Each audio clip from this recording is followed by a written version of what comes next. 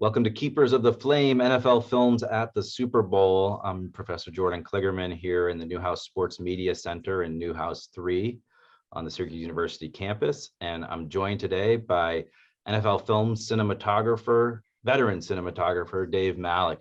Dave, great to see you. Jordan, glad I could help you out and answer some questions for you.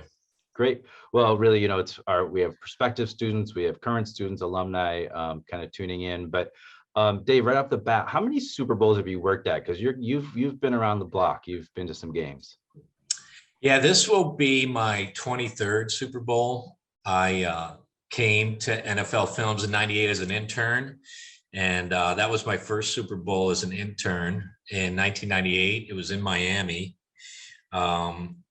Atlanta versus Denver, and I've been going to them ever since. That was John Elway's last game. You were at that's right. It was John Elway's last game. All right. So before we kind of get into the nuts and bolts of being a cinematographer at the Super Bowl, do you have a favorite memory or moment that kind of jumps out at you as something that when you think of Super Bowls, it's kind of right at the top of the list? Yeah, sure. I mean, I'm a big New York Giant football fan, and I was able to see two Giant Super Bowls right on the sideline, and watching your team win two pretty exciting Super Bowls at the time probably ranks up there pretty high with one of my favorite memories. I'm going to correct you. Actually, you've been at 3 Giants. You're 2-1 with Giants at the Super Bowl. Oh, we don't remember the losses. We only remember because you had Giants Ravens way back. Yes, yeah, very bad game that day. Giants were probably a little out of the league, but the Ravens defense was historic. A tsunami. Yeah, right. Yeah. Historic. I remember that one, that you being there, because I was standing right next to you the whole game. So yeah, I remember that. It was a very forgettable day on many reasons. Okay, we won't dive any further. So tell me, in your experience, obviously things have changed and grown over the years with how NFL Films covers the Super Bowl from a cinematography perspective. But really what you guys do is, the lifeblood of the company. It's getting the footage, getting the plays, covering it, archiving, et cetera. How is the approach different than just a normal game? Like, I guess, lay out for me if you're just doing, Giants Eagles week 10 versus obviously the biggest game of the year. Yeah, well, we attack it differently because one, it's the biggest game of the week that week, and it's the only game and last game of the week of the season. So ordinarily, a usual regular season game, you would have a top camera, ground camera, and if the game was a good matchup, we'd usually have what we call a sound crew there, getting sound from each side. So that's the minimal effort that we make on a weekly basis. Now, when you get to the Super Bowl, you multiply that by 6 crews. Now we got, in a case like the Super Bowl, we'll have 2 48 frame guys on each side. We'll have 2 60 frame guys on each side. We'll have end zone cameras shooting 120, 60. We'll have 2 sync sound crews on each side so that we don't miss anything and that we can cover the game the best we can with as maximum crews. So diving in a little deeper, you're throwing out some terminology that not everybody might be aware of. When you talk about sync sound, when you talk about 48, 60, 120, what do you at in that's frames per second, so it's kind of varying your frame rate. What does that do? So what are those different cameras doing that are shooting at those different frame rates? Yeah, so we'll the sync sound crews are shooting sound speed, which in our department is a 24p 2398 format, and we're getting the sound of the game from each side. We'll have a 48 frame person on each side, and they're shooting 48 frames speed wise. And then so far with 60, 120. So they're just allowing the editors to show each play in a different frame speed. Some, we really like the 60 frame effort. 48 frames, just a little different speed. And then the 120 is that really tight, real slow-mo stuff.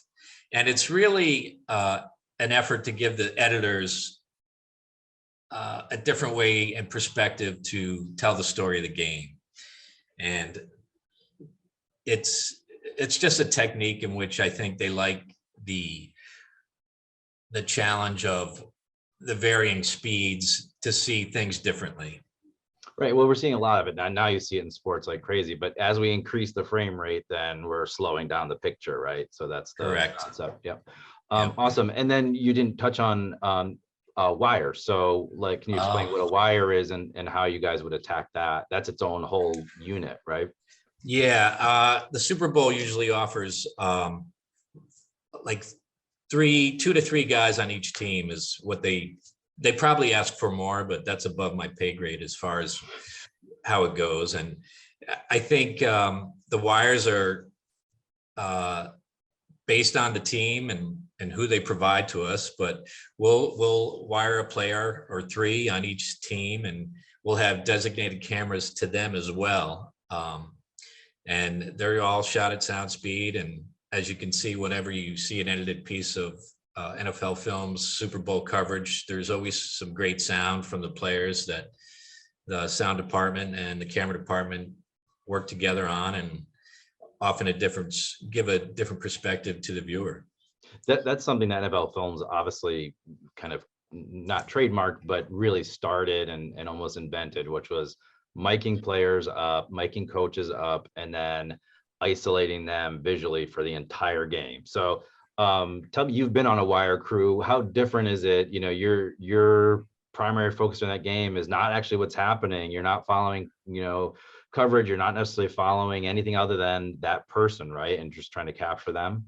Yeah, that's true. I mean, and you know, for instance, I did the Tampa Bay Super Bowl when John Lynch was playing, and my responsibility was John Lynch. And so you just have your blinders on and you just shoot John Lynch for, you know, 2 halves. And a lot of the times you can tell what's going on, but you're so focused on this one individual for 4 quarters that you really don't know.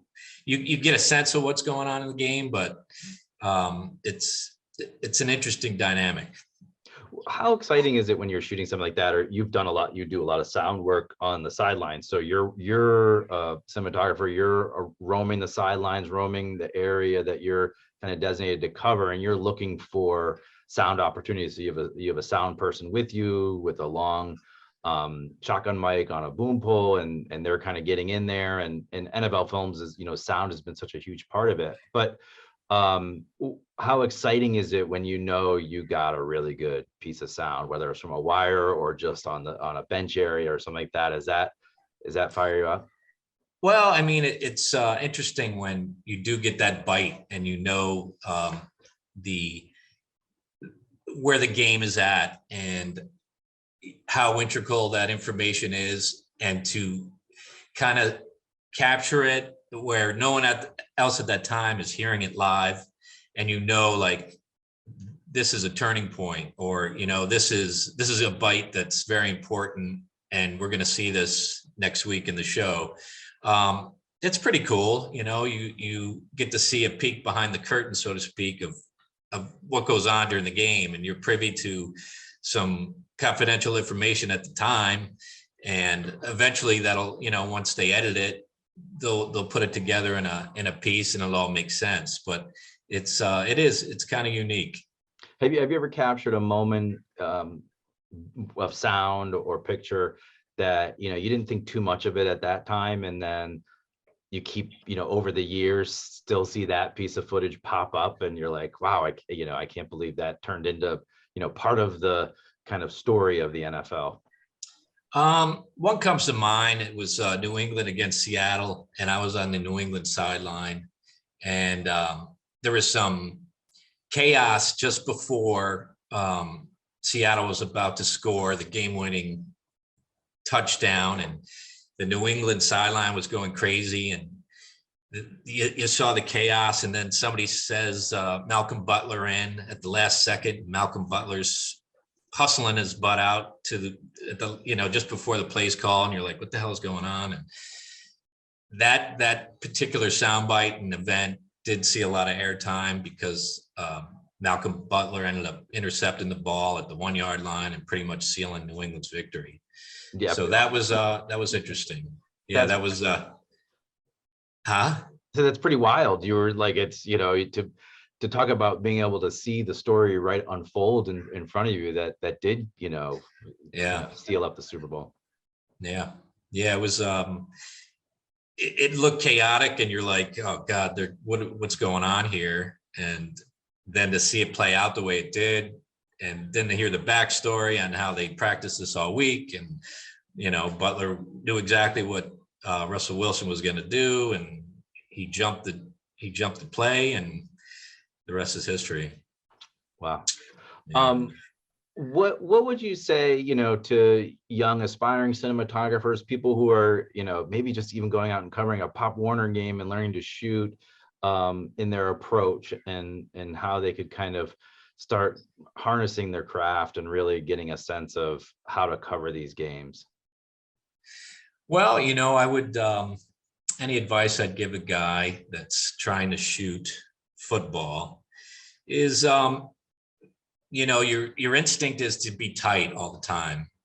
As you probably start out because you think it's easy. Well, my thought would be just come back a little, shoot head to toe, follow, as best you can. And then as you get better and more comfortable with how plays play out, then you can incrementally go in tighter on each play. And as your progress happens, you will find, it's not easy to shoot football. There's a lot of obstructions. There's a lot of, little things that you don't know where they're going. You're making a decision in the 10th of a second in the viewfinder that's 2 inches by 1 inch, and sometimes black and white, not color. But just, I would say, just lean on the wide and just practice. Gotta get your hours in. Gotta get Dave, do you your- still get like butterflies like a player would before the game, as far as your approach and how you're covering it? Not really. It's fun, more fun now, now that I'm established. The game is easier for me as far as where I have to be when I have to be there. And just trying to follow the game and make sure stuff's in focus. I'm framed well, and it's a usable shot. Right, frame, exposure, and focus, right? Isn't that Right, frame, yep. That's great. All right, Dave. Well, good luck at the Super Bowl this year. Come back with some great sound and some great images, and we appreciate you doing this with us. Oh, it's great catching up with you, Jordan. All right, take care. Anytime I can help you out. You got it. Thank you. All right, bye.